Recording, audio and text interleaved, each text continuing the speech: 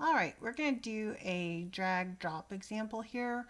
And not only are we going to work with some of the drag and drop event handlers, but we're also going to look at how to transfer data along with that.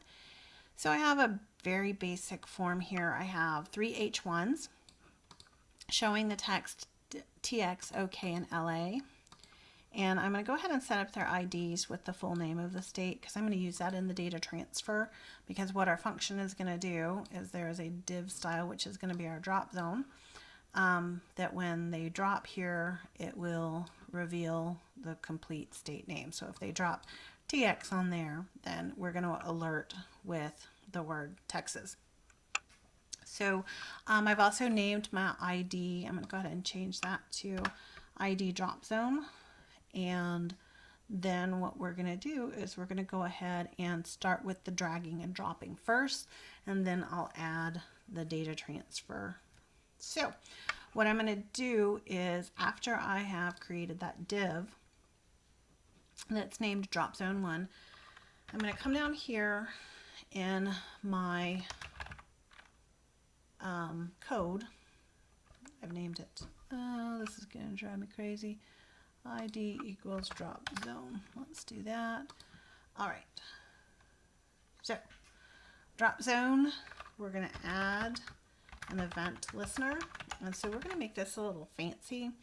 We are going to have the background of our div change when they drag over, when they drag off. So kind of showing that it's an activated spot. I have a border around it to show where to drop, but I could indicate where the drop zone starts and stops by changing the background color. So I'm going to go ahead and start there. And then that'll allow us to use the drag over and the drag leave option, as well as the drop option. So let's go ahead and work on that aesthetic approach first. Let's go ahead and do a drag over. And we're listening for drag over, and then we're going to call a function named drop handler. Now remember, this is a parameter, so you're sending the name of the function in that is going to be called, so you don't put those double open close parentheses there. Okay, so I'm also going to go ahead and just do our drop zone.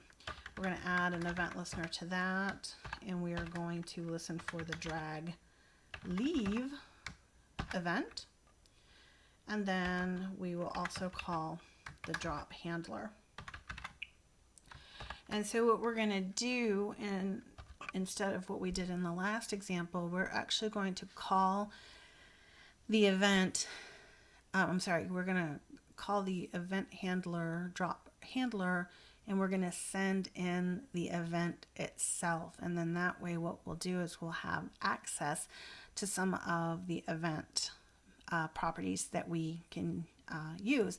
And so what this allows us to do is it allows us to write one function that can handle events from different items. So if we had multiple drop zones here, drop zone 1, drop zone 2, etc., we could call the same function each time, but we could find out which drop zone actually triggered it. So let's go ahead and take a look at that.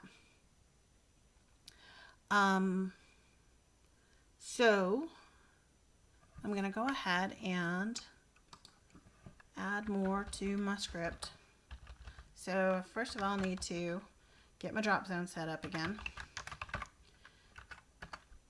We're going to get the HTML element. So we're going to set that as document.getElement by ID. And we're going to use drop zone.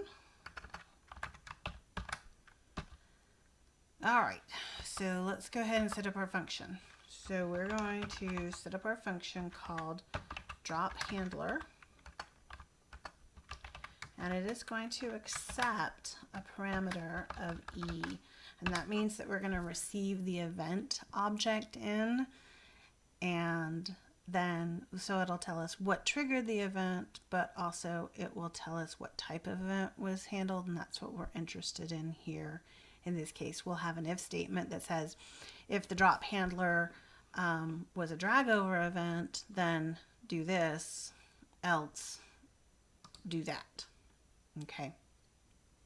So let's go ahead and do that. Let's say if,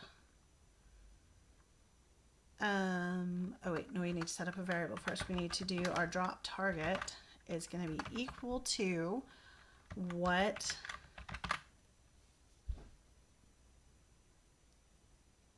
type, oops, that's wrong. Drop type is going to be equal to eType. And so what that does is it grabs what type of event triggered this. And that is the information that is sent along with the event object. And that's how we're getting access to it there. We're also going to use the prevent default because there is a default action on the drag and drop. And so we're going to tell it to not do what it normally would. Let's go ahead and do what we tell it to do. And so that's a method also of the event object. So we're going to say if e.type, or let's do drop type since we already set up a variable for it. If drop type is equal to drag over, then let's change drop zone dot style dot background color, and we'll set that to yellow. So what happens if it comes through is it will look at this drop type, and if it has been triggered because of a drag over option, then it'll change the background color to yellow. At this point, I'm going to go ahead and do an else. Oops, I need to close my curly brace there. Let's see, that curly brace matches up with that curly brace, so that curly brace matches up with that curly brace, so else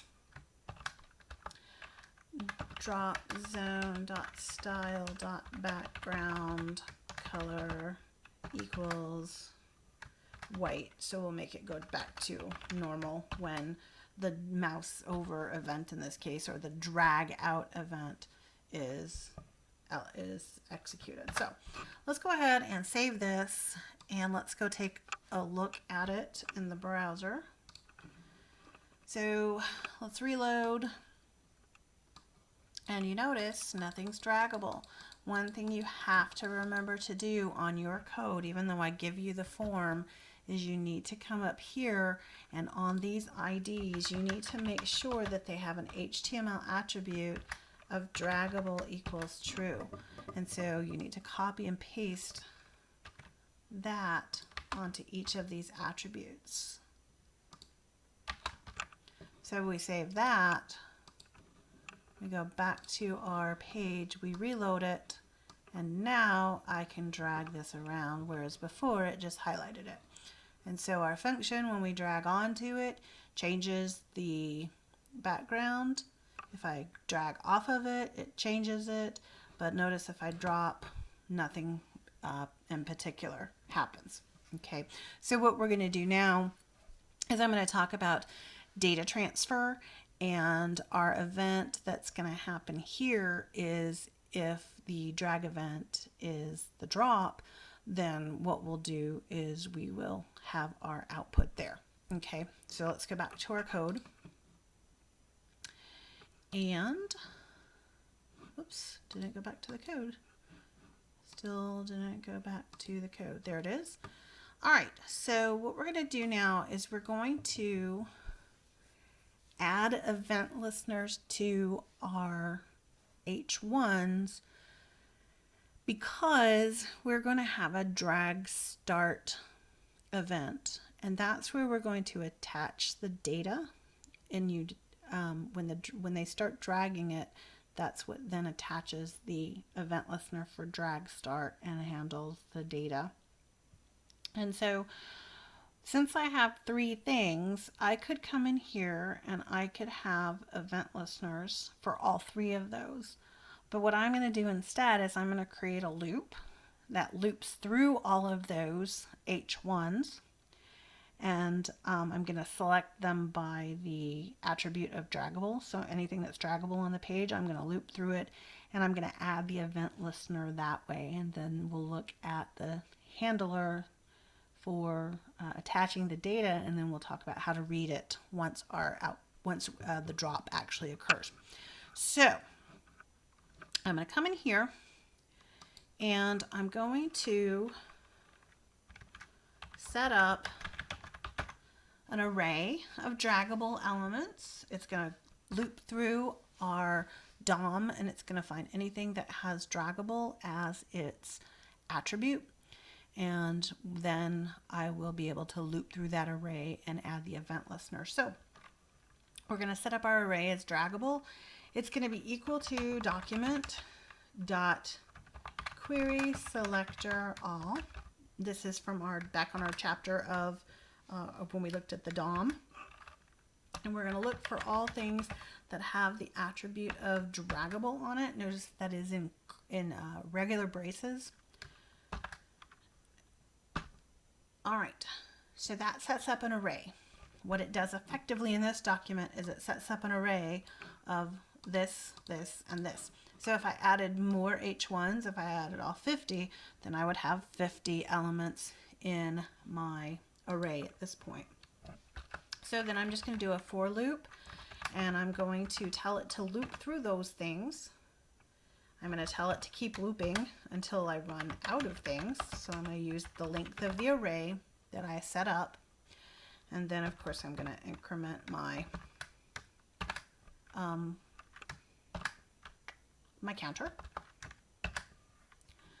So inside of here, what I'm going to do is I'm going to say, go into the draggable array at the index slot. So as this increments from 0, 1, and 2, go into draggable 0, draggable 1, and draggable 2, and add an event listener. And the event listener we're going to add this time is drag start. And we're going to call a different function. We're going to have it call a different function so we can attach the data that we want to. So I'm going to call drag start handler. Remember, no double parentheses there because you're feeding that in as a parameter. And so what it does is it loops through however many things are marked as draggable, and it adds the event listener to that. So we can't really see anything about how that happens yet until we actually go and work through the rest of it. So what I'm going to do is I'm going to come up here and I'm going to create that function. We're going to name that drag start handler if I remember correctly.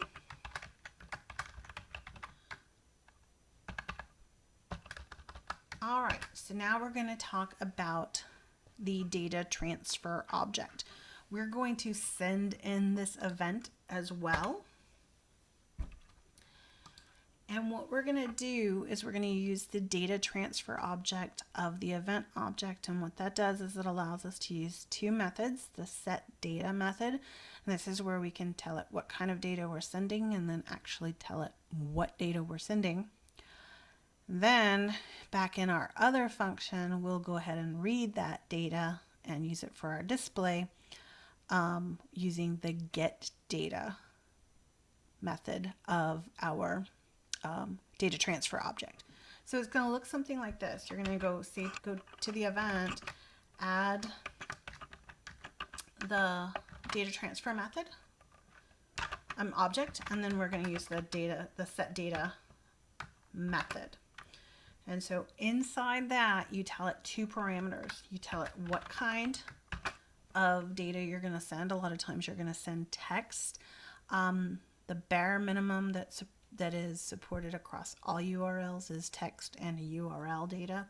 But there are ways to send others, but there are some browser compatibility issues with that. So then what I'm going to do is I'm going to do this ID. I could do something like this. I could just do hello world, and I could send, you know, actual text there. I could send a string literal. But what I'm going to do to save myself a whole bunch of if-thenning is I'm going to say take the ID attribute off of the object that sent this event. So I'm using this.id. And what it does is whichever one triggered the event, let me go ahead and close that parentheses before I forget and scroll up. So what it's going to do is whichever H1 actually triggered this start event, a drag start event, it's going to take the ID value off of that, and that's what it's going to send along with our data transfer. And then that way, when we want to alert that the value that they did was Texas, then we have that available to us. So that's how we do. That sets up the data transfer. So at this point, what happens is an H1 has an event handler listening for the drag start. The event listener hears drag start and it executes drag start handler. And what that does is it attaches the data transfer object, and it allows you to set the data that's going to be sent with that dragging option. You tell it what kind of data you're going to send, and then you tell it what actual data are you going to send. Okay, so let's go down to our drop handler and modify this a little bit differently. Let's make this an if else.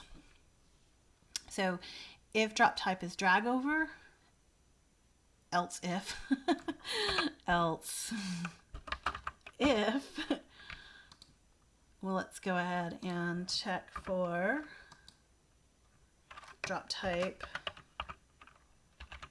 oops, equals drag leave, then we will have it do that.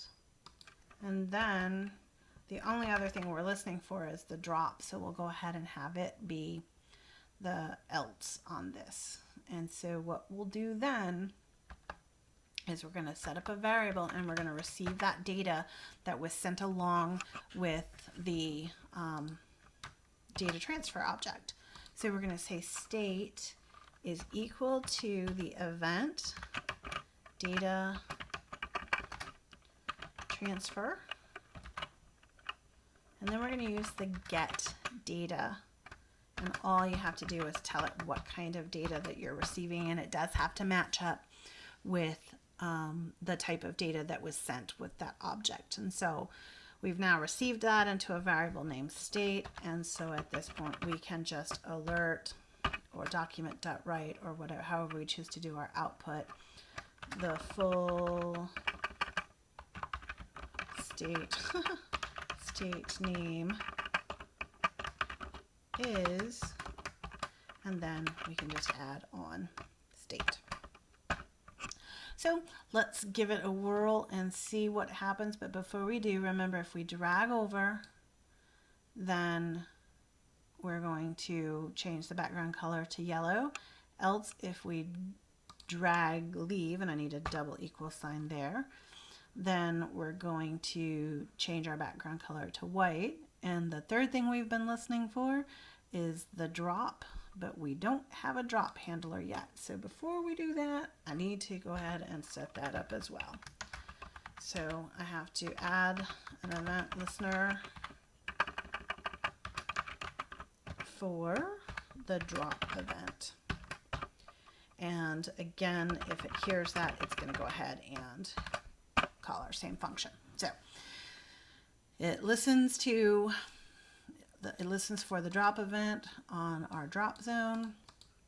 If it hears that, it calls the drop handler. It comes in and sets that type up here. It's not equal to drag over, so it skips that. It's not equal to drag leave, it skips that. The only other option is that drop, and it does our data display. So let's go ahead and save that and see what kind of errors we have to look for. So we're going to go ahead and reload here. So again, let's just make sure. Uh-oh, looks like we already have some trouble. So let's go ahead and open up our developer tools and see what's going on. We have an invalid or unexpected token on line 29.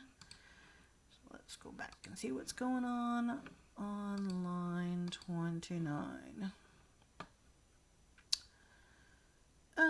Looks like I'm missing a curly brace for my else. So let's go save that and reload. Still getting an unexpected token. So let me go back and make sure that I have those all. So here's my function. Here's my function. Here's my first if. Here's my second if. And here is my else. So, oh, looks like I forgot some double quotes. That's what's going on. So save that. Go back. Reload. That looks better. So we can drag. And that functionality we had before works. And now when I drop, the full state name is Texas. So that's just a peek on how to tie those event listeners, how to pass an event to a function and use the event object and all of its methods and properties. But it also covers how you are going to send data along with that drop function.